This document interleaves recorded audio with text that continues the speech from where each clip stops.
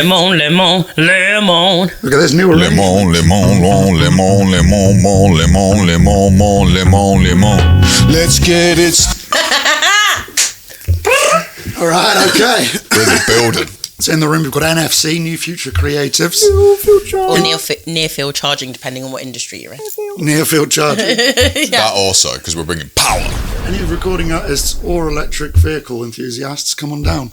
Bit of both. Individually known as Vince. Yeah. Or... We don't give out the government on there, so you're going to have to bleep that. Also, while I'm here, can I just take this platform as an opportunity to say, if you have the pleasure of knowing my government name, do not introduce me as that to people who don't know me. Keep my government name out your fucking... Okay. We have Vince for a reason. I don't tell people my real name anymore. It gives them power. Okay. Power that I'm not willing to share. So Flowlosopha, a.k.a. Bleep, I'll just not even have to edit that one. No, you can say Ali. That's not my real name still. It goes deeper. It goes even I'm like deeper. an onion with the names. I'm not even going to guess. It's crazy. So yeah, tell me, how did you get into near field charging as an industry? I You set yourselves up with that. I've really always been interested in powering vehicles. And also as a sideline, you started as a rapper / producer Yep. and a singer. Yep, singer / songwriter, I guess. My early career writing songs Yeah. against my will to get out of, some sticky situations. I actually started off playing steel pans, thinking about it. You think I'm joking? That was the start of my musical career. I played the, is it called the guitar for a while? Yeah. I was on Sopranos for a little bit. I don't think they wanted to keep me on Sopranos though, because there's a lot going on. There's a lot going on. I kept doing Tony dexterity. Soprano impressions. We're done here. I played the steel pans too, but that was not my start. I started in the church. Judge. Can we dig into what you were saying about being forced to do songwriting? My earliest experience of the music world is the side of it that probably more well-established artists struggle with. Coming in from a place where A&Rs like your music, but then they want to change things, and then that leaves you in a place where you might not necessarily be releasing your own music. And so while you're in the constraints of your deal, whether it be like a record deal, publishing deal or whatever, there's like various ways that you can sort of work around and get out of, one of them being just like writing songs and sort of becoming part of the songwriting factory that fuels the industry. My very earliest experience was kind of like straight there, which led me to not want to engage in music business traditionally, because that industry I find quite a scary and nonsensical place. Like a lot of what goes on, it doesn't make sense how it operates. That's what's led me to here. It's just a series of unfortunate events that have made me gone, young people shouldn't be trusted with these people. Yeah. I think that's kind of coming to the surface, isn't it? Hollywood's definitely shown its face. Yeah, definitely. And the music industry is somewhat now, I think there's a similar kind of... Similar, exactly the same thing. And I think when you look across like other working industries, and when you think about how people recruit and sign on talent in other industries, they look for people who are experienced, who know what they're doing, who know what they're talking about. They want talent that's going to enhance their business. But the music industry seems to be built and based around trying to find the least developed, least experienced people so that they can exploit and take advantage of them. All of it is a completely calculated thing. Now, in addition to the songwriting team, you have the management team. Need artists that are young, let's be honest about it, that are the vehicles for their song. And that's where experience actually led to why we actually do this. Is because seeing that happen over and over again kind of makes you think something's got to change. 100%. Yeah. Because that's where the rumour that you have to be a certain age to succeed in music comes from as well. Because it's not true, because people make it at any age. Especially these days, there's people that are making it as a musician in their like 30s, 40s, etc. And then you got Pete and Baz. And if you want to test us, I let the raptor rip. Wrapped up, get bagging, the slacks ain't sagging, the suits stay pressed while the boys go grabbing. They made it in their 60s. Obviously, they're the extreme, but it does happen. But it plays perfectly well into the industry's wants to have that rumour that you've got to be young to succeed. Because then they just get a farm load of young people that are desperate to succeed because they don't think they're going to get another chance, which then forces them into taking deals that they wouldn't necessarily if they didn't feel so much pressure to succeed so quickly. Then if you even dive further and look at the poverty that a lot of creativity is bred from and the environments that they're in, you see that people are vulnerable and young and probably poor, and they're being taken advantage of by people who have money and aren't vulnerable and aren't poor and aren't in that position and aren't young and are actually quite well experienced in doing it over and over and over and over again. Well, unfortunately, like I said, music industry isn't being run by musicians. So it's being run by accountants and lawyers. What they're looking for is acts that are going to make the most money for them.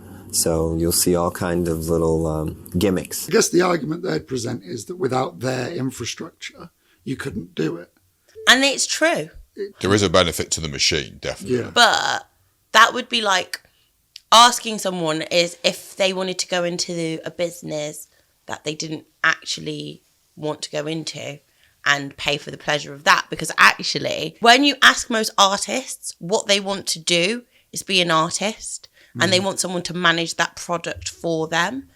But the way in which it works and the way in which it then comes back to you makes no sense business-wise. And so, yeah, arguably, without someone putting hundreds of millions of pounds behind you and getting you in front of the whole entire world so that everyone could hear you, you wouldn't reach all of those people, because essentially it comes down to a financial thing. But then you could say that about any business. You could say if someone didn't invest in Amazon, then it wouldn't have happened. You could say, does that mean that Jeff Bezos doesn't get to be a billionaire? Even if you're not the best, you can still earn a decent living from being quite good at something. You don't need to be sold that dream and all the flashy cars and everything. It's a big wider problem. The industry has sold this vision that is the only thing that success in this field looks like. It's a self-fulfilling, and they try and keep it that way. That they've created. Yeah, but for me, as I haven't released music for years, but I would still 100% consider myself an artist because it's my life. It's about that for me, not about loads and loads of people knowing who I am and being all of in every other aspect of my life and making more money than is morally acceptable. The whole approach to what it looks like to be successful and how we should measure that success puts this insane amount of pressure on something that comes quite naturally to a lot of people who are creative. Like if you've got a creative person, you've got creative ideas, they come to you naturally. You don't sit there when you have an idea and go, oh, before I work on it, I wonder if it's going to be the most commercial, sellable. You don't think that. You express yourself and then you keep it moving. Well, that's a blockade. And I find if I can't activate my creative thoughts, they then cycle. And it causes me a lot of, let's say, mental baggage. It takes a lot of thought space. When I exercise them and I put them out, I go, oh, it's cool. I can do the next thing. And even then, eventually, if I stop doing the thing, it's like, oh, I tried it enough. Exactly. We are so blessed in that doing what we've done has allowed us to be surrounded by people who think of ideas and want to do them, and to be in a position where we think of ideas, people are behind us like, oh my gosh, you should do that. Because without having that, you don't get the massive successes. Even if you do want to be a multi-billionaire and you don't get those huge successes without people who are willing to say go and start things despite of how they might look or how it comes across to everybody else, or even what the outcome is. Sometimes, like you started this podcast, no intention of an outcome of any kind. You just thought, this is an interesting thing I want to do. And if you had set out and you thought, this is what I want to achieve and this, and this, all of a sudden, it doesn't become natural. It becomes contrived. The art's got to come first. If I'm in a studio session with someone and we're deliberating about something, the song's got to be the priority, not my ego, not the artist's ego, not just what's going to make the song the best. And it's the same throughout any art that you're doing, anything you're creating. The product, I hate the term product because it sounds commercial, but what you're creating has to be the priority. Obviously your mental health and everything like that also, but push that to the side while you're creating. It's so important as well because we compartmentalize these bits of stuff. Like the bit you make at the end is a product. It is a product. But when you're creating it, you aren't a product and you aren't a machine. You're making something that's going to turn into something that goes to everyone. There's so many things that can stop you in the creative state and being in a creative state that you never make the product at all. Well, yeah, I think with products, there's got to be a consumer by definition, hasn't there? And a lot of people end up worrying about that instead of just making what they like, which is the easiest place to start. Easiest if I make place. this, And it's what's going to set you apart. Sorry, carry on. I was just going to say, if I make this and I like watching it back, at least one person's entertained. Yeah. And I'm happy with that metric for now. And I heard something, I can't remember where I heard it, would say sort of, if something's 1 in a million, like if you're 1 in a million, there's like 8 billion plus people in the world. Wow. So that's actually a lot of people.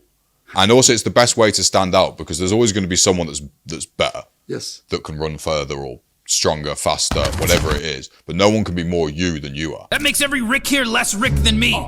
Once you harness that as a creative, that will change everything. You'll also attract the right people. Because if you're trying to do something that's not you, the alignment's not going to work properly. Oh, God. Because people are following you expecting one thing, and that's not what they're actually going to get because it's not the real you. When you're authentic, you're going to attract the right people because the people that like what they see are going to like and you can sustain the core of it because it's coming from an authentic place. When someone is operating at that level of authenticity, it's absolutely inspirational and infectious to almost anyone you could be around. And I think that's even something with the creative community that we've sort of built over the years. We've had different iterations of what this looks like. Yeah. And I can honestly say that over the times where I've shifted my focus to chase success and it's changed how I've presented, it's meant that the inauthenticity has just led to problems because the creative vision never aligns.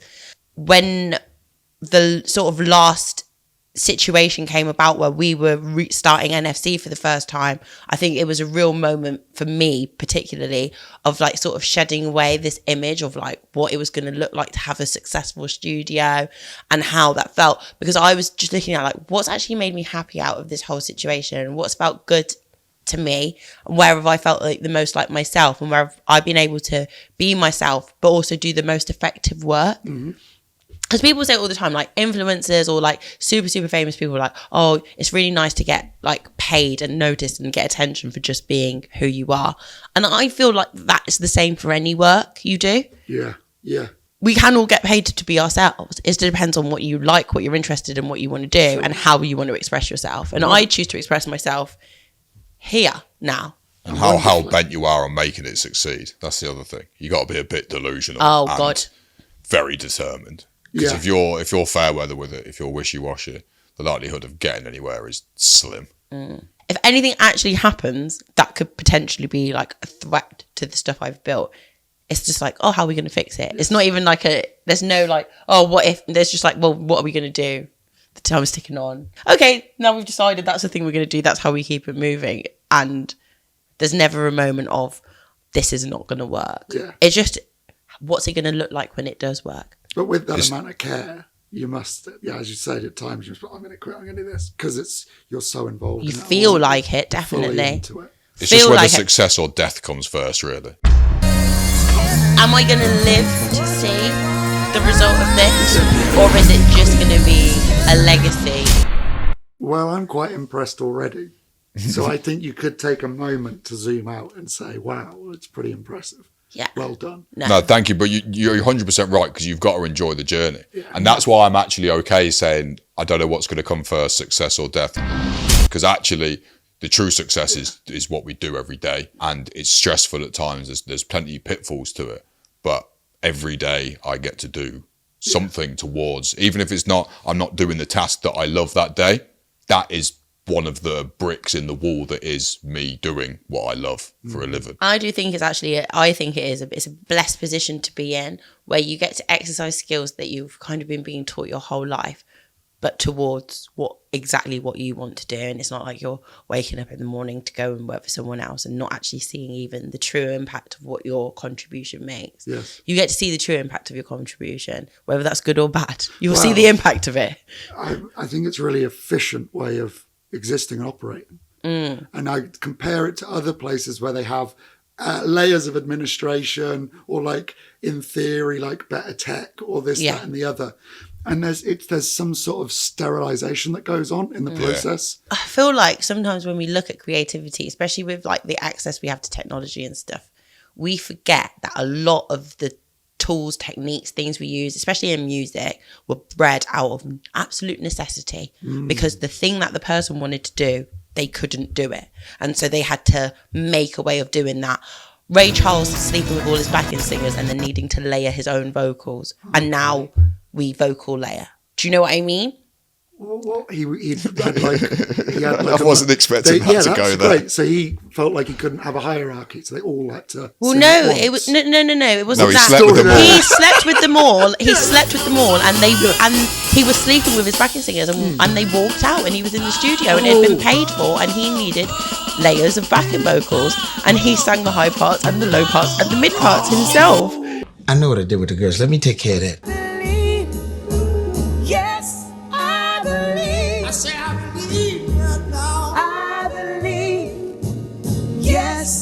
It was out of necessity because he was living a wild life. Maybe it wasn't necessity, it's slightly unnecessary. He didn't have to be sleeping with all the backing singers like that. Like, he didn't. Out of necessity. It was my finest example. Creativity gets bred out of not having stuff. There are better ways to innovate. I just want to point out than sleeping with all of your backing singers. But innovation can come from thought. Creativity is quite often born out of a necessity of finding a solution to a problem. So does what come out of this studio, is it less quality than what comes out of a far more expensive studio? No. What is different is the amount of mental work that has to go into getting to sound good when you don't have every single thing and can like tweak every single little thing. And that's not to say that it's not amazing and nice when you've got a fully kitted out studio, because my God, trust me, when we have that schmunz, we'll be having some unnecessary stuff. But when we don't have the schmunties and we have to show the others, like, you can still get this done. Our studio is beautifully kitted out already. Our studio is beautiful. I want to say as well, shout out to one of your previous guests, Jack Parry, for coming along. Yeah, and seeing the studio and being that man's love for equipment and making risky business decisions. It was just came at the great time. He's so insightful, so tenacious, so clever. But he also came in here and he was like, "Do you know what would make this saucy? New equipment. Sign me up." And now we've got a very saucy setup. And I only had to sleep with him once to get that investment. Worth it. Bargain. That's better than the deal I got. I just got a few iPhones. How did this grow then? This developed from another business. Several other businesses, actually. Several other businesses. Yeah. So yeah, me and Vince have been working together now about 10 years. Ali had a studio at his house and he was already recording people and working with people. There you go. My Flowlosopha. dad had built me a studio in my garden and I had a studio and I was doing stuff with people. And this was back in the days, you know, when there was like Zephyr Lounge and all of those grassroots venues where you could do events. Bring back Zephyr Lounge. So 2025. Whoever's holding the keys to that place, ransom. Yeah, come on. Call me. Give up the goods. If you're not vegetarian, I make some good fried chicken wings. And if they are vegetarian, oh wow. I can do those cauliflower bites.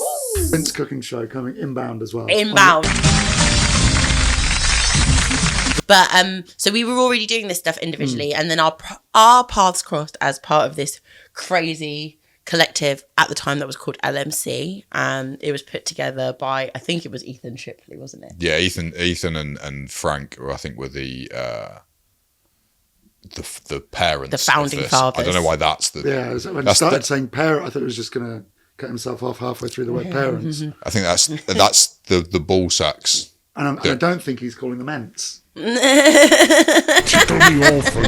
the Rings type. Hobbit. I'd love to be an ent. Tell me I would make a great ent. Yeah, you would actually. Hello, hobbits. I probably smoked too much to be made out of wood, though, that being said. So, our paths crossed. We were part of LMC. Leamington Music Collective. Vince's studio caught fire. A fire happened. Now, this is actually a good example of what she was just talking about, of how limitations leads to better things. Because her studio burnt down, which at the time was probably like, this is one of the worst things that could have happened to me. It was the worst thing that had happened to me. It was the second worst thing that had happened to me in my life to that point. Because I had Logic, which is the software that Vince had been using, we then collaborated. And that was, like 10 years ago, I was just recording songs for Vince. And now we run a studio together and do all these great things, put on festivals, help artists go from scared little runts into strong, big beasts out here in the music game. From us recording together, being in the collective, we then started something called Better World Music. So Better World Music was the first, and that Better World Music was definitely the first iteration of this. Right. Because prior to this, it was strictly about making music, recording, and we were in it. Like we were a part of LMC. We had a little group called EDM at one point. We were doing solo stuff. Then we started recording other people. But Better World was where that concept of, well, actually, it's not just recording people need to know. They need to know how to market. They need spaces to create content.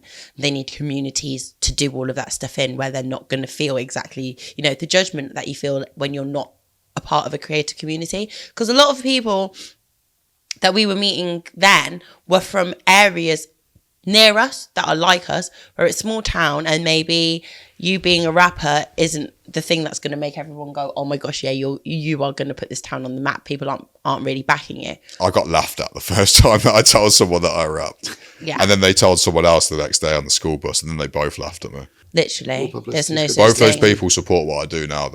So that's another thing. Don't let the laughs put you off. Yeah, they probably also had insecurities in their own head.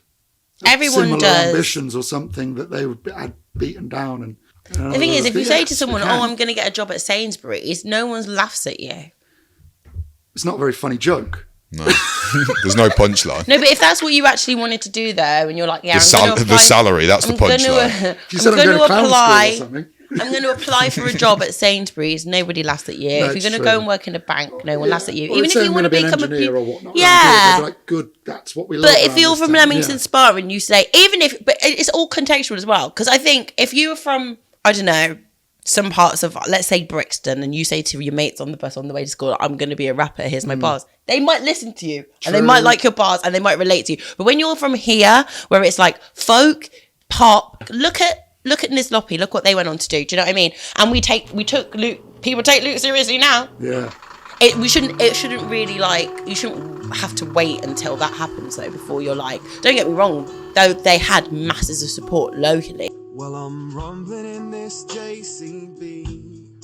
But I mean, actually, when you see what the potential of someone to be as like an export from the town, and for them to proudly go, I'm from here, and for when they get their deal to come back and record here and perform here and do the things that will bring the tourist traffic. Yep. You kind of have to support it at home. Otherwise, they go to London and then they start saying stuff like, was from the Midlands, now from London. Because here, creatively, in the spaces that have the power to showcase what is actually available, it gets showcased through one lens. Yeah, they aim at it. There's certain institutions that get a lot of funding for creative causes, and it doesn't often seem to trickle down to people that I think would deserve it and have been operating in the town for a long time. I was going to leave it vague, but we could carry on with the storyline from where you were at with Better World. Done Better World. Beautiful. And it kind of encompasses what Better World was the beginning of your it was the beginning solution of a wider problem. And it was like our earliest days of where I would say it started taking shape of what it would look like. We would do these, we had this basement flat on Russell Terrace, and we would do these freestyles in there, and it was really tacky, but we would literally like put newspaper all over our inside window. I don't know what the neighbours would have thought was going on there, but we put newspaper on. Temporary drug den. Temporary drug den. Pop-up drug den. Just for half It an hour. looked really nice though, and we filmed freestyles there, and then we would take them away to the studio we worked from, which was on our friend's land, and he has a humongous field with goats, and it was just a really cool day out. And then we would have a fire, and we would sit there and we would interview them, and we'd record, and we'd make music, and we would put this content out, and everyone would be like, what the hell do you guys do? And there was a big priority, I think, at the time, and ever since, of providing benefit to the artist's mental health, rather than just let's see how much we can create and bleed out of you. Yeah. Like from the get-go, it was like we'd take them there for a day out. A lot of the people who are coming from sort of like cities where they don't get to leave the city very often, and we were taking them to this place where there's big field, and I think it was just great to sort of take them, because you can see they get around this sort of like greenery and this like beautiful area, and they get the inspiration of seeing someone else's success. That's sort of been part of the core of what we've done since. It's a difficult industry to be in. Creativity comes as kind of like a comorbid, symptom of mental health and creativity. Yeah. A very drawn parallel. Oh my God, yeah. Almost everyone who's creative probably should be deemed as a vulnerable person. Yeah. But also those people in any industry are so valuable. I love this beehive analogy they have, right? 80% of bees follow the waggle dance. They know where there's nectar, they know where there's pollen, and they obey instructions. But to the bafflement of bee scientists, they discover that 20% of bees don't follow the waggle dance. They go off at random. If you don't have the random bees, the hive eventually gets trapped in a local maximum and starves to death. There's one scientist in London who believes that the reason we have neurodiversity in human beings is for exactly the same reason. That in any group of sort of 100 people, it pays to have 6 or 7 people who look at the world really, really differently. What's a problem is that some of those scout bee journeys come back with nothing. But one time in 200, they come back with something much more valuable than pollen or nectar, which is information about the source of even more pollen and nectar. So it's in the nature of creativity and abstract thinking to be benevolent as well. But people can so easily exploit that. Yeah, and that's what you guys have managed to help so much. I feel like creative work is service. And I think that part of being I want to preface saying that none of my opinions about money and people who make money are in any way like judgmental. Just for me personally, I see my work as being of service. And that part of the job is way more important and always has to take precedence over other parts of it. If you have the gift of internalizing things that you see, experience, feel, and then you manage to reproduce that, whether it be a painting, a song, a rap, a beat, expressing that in a way that other people can hear that, and when they are feeling similar emotions, they can also feel and experience and go on that journey with you. It's a service to the world. It doesn't have to be that either, though. It can just be art. You can't just make it. Yeah. Not for anyone but yourself. You did it because that's what you wanted to do. I still think that I still feel like it is still a service, but just maybe to yourself. And again, it's just the way that you interpret it, because like my last project, probably one of the most helpful pieces of music I've ever written in my life for me and what I was going through at the time. And I put it out, and like 2 or 3 people who I didn't know had an interaction with it. And I almost didn't even promote it anymore because I felt like it had reached who it needed to. And just the few brief, really deep conversations that I had with some women off the back of this was enough for me to go, I don't need this to do numbers, and I don't need this to do this thing. Me and 3 other people formed this really beautiful friendship online based on a song I wrote. And I'm very conscious as well that your outpouring is someone else's intake. And so sometimes what can be really therapeutic for you could potentially be harmful to someone else. Like if I listen to Creep by Radiohead and I'm in the wrong mood, it could be all over. Yeah, it sent me on a paranoid trip before. We're in Tangent City, baby. I'm loving it. It's thought-provoking stuff. It just really sometimes it does make me think. But that's not to say, and I do not take away that there needs to always be a space for when people are in those situations for them to be express those stories, because the trauma that a lot of people in that music space see and experience of the world, if they didn't have that outlet for even an hour a week going into the studio, God knows what else they might be doing. But it saves lives. It does save lives. Literally. Multiple lives as well. The lives of the artist. Like saving the lives of the artist and the potential person who's going to... Ops. So it is really important, and it's important for those stories and voices to be heard. But I do believe once you've gotten past a certain point, it's really, really important to speak about stuff that the people who come behind you can aspire to, and not constantly go back to that. But that's only if you're aware of and express awareness of knowing what needs to change. If you don't, and you don't talk about it, you don't care about it, I don't think that's your responsibility. I'm just saying, for some people, if you know better, you should do better. Definitely. I think there's a cool trend in hip hop at the moment, actually, that's sort of been labelled like lifestyle,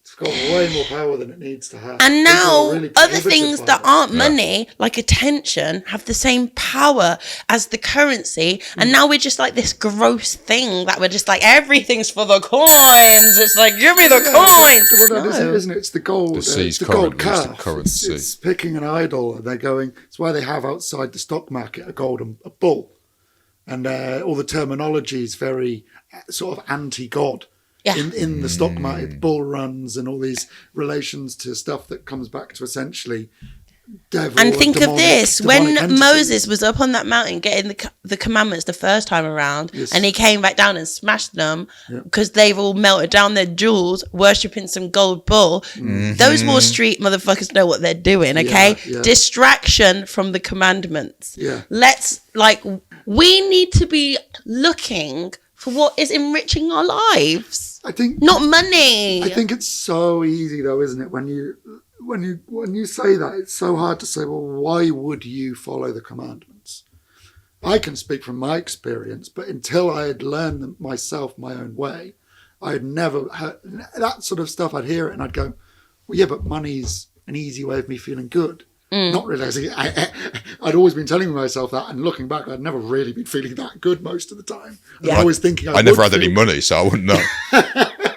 Well, I when I was actually in my most lucrative point, I was the most stressed they've ever been, and I was running a very bodged landscaping company in New Zealand. I must have turned over like $50,000 in a few months, which is crazy. It's crazy. And I wanted to just drink. I just wanted to drink more. The more I earned, the more I needed to drink, the more I needed to find stuff. Because I knew in the way that the world is set up, it's so hard to run a fair business. God, you have to be very skillful to make it fair. I ended up either exploiting myself a lot, or other people, either the consumer or other people I was getting in as labourers. It would always end up someone was losing. It was always someone had to lose in that arrangement.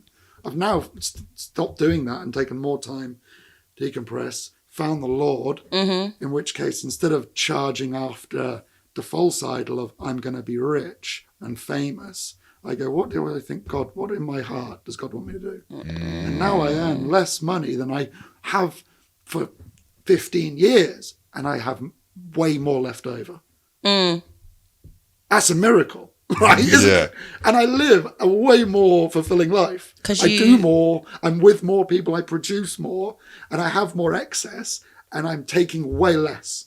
Oh God, yeah. And if you can, the thing is as well, is I feel like that point comes before you do get blessed in a more financial sense, because I feel like actually gratitude for what you do have and finding a level of contentment and finding a level of a way to be able to exist with what you do have without being consumed with the idea of more being what's going to better you, and actually then what you seek for to better you is actually what actually makes you better. Spirituality, understanding yourself, being kinder to other people, that kind of stuff. That's what makes you better. The gratitude for what you already have, that makes you better. And then the other stuff starts happening whether you kind of want it to or not, because all of a sudden you're someone who can be trusted with more. And I think that's stewardship. Yeah. And I think that's so, because I think there's two ways to get it. You either chase it and you're tenacious about it and you exploit, or you don't chase it and you're grateful for what you do have, and then all of a sudden you start being blessed. And I struggle so much with my views about money, and it worries me in my responsibility as part of like what I do. Because if I'm not good at bringing in the money, make me rich. Because if I'm not good at being in the money, but you know what, that's true. Like in other situations, there's been a lot of pressure on me to make everyone money, and I've not even been able to do it for myself. And I've been in the situation where I've exploited myself to make sure everything stays moving. And actually, that's not the thing to overstretch or to do, because again, I feel like that ties back into the love of money, not having money. And that is the root of all the evil. I'm telling you, the mindset of lack and where that puts you, it's evil. It's not good. It's not good to live in a world that is abundant as the world that we live in and feel like you never have enough. No one should have to feel like that. Free yourself of the burden of money. We will take it from you.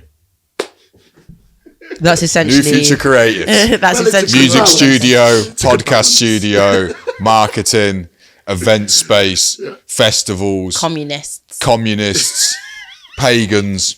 Absolutely no pagans around here. Balance, isn't it? I don't know if I can say this because I don't know if this is going to sound bad, but in our very first ever business, we had investment, and I will forever be grateful, so grateful, because I feel like our friend coming to us and suggesting that we go into business together and giving us money to do it kind of really mobilized us in thinking that we could start a business, and I don't think we would be here if it wasn't. However, one thing I did walk away from that situation feeling like was that there was a way more value placed on the financial input than there was placed on the work that was put in. And actually, if we were to like tot it up in terms of how much it would cost if we were to pay versus how much we got put into the business, it didn't weigh up for what it was seeming like at the end, which was like, well, this money has been spent and it's really really valuable. Not like all your time was valuable and all the connections you made were valuable. And I think that I went away from that. No, not to say that anyone made me feel like that. That's just how I went away feeling because of how things ended. It was like there was so much value placed on the money and no value placed on the work. And then here we are now, sort of many years later, and the work has still carried on and the money hasn't always been there, but the work has always carried on regardless. Yeah. And it's interesting to me because actually I place so much value on the money. And everyone placed so much value. Everyone involved in the scenario, even when it was kind of like going separate ways. And it was kind of like, oh, some of the artists are like, I really do love working with you guys, but this is where the money is. And it was like, oh dear. Slags. Anyway. I agree.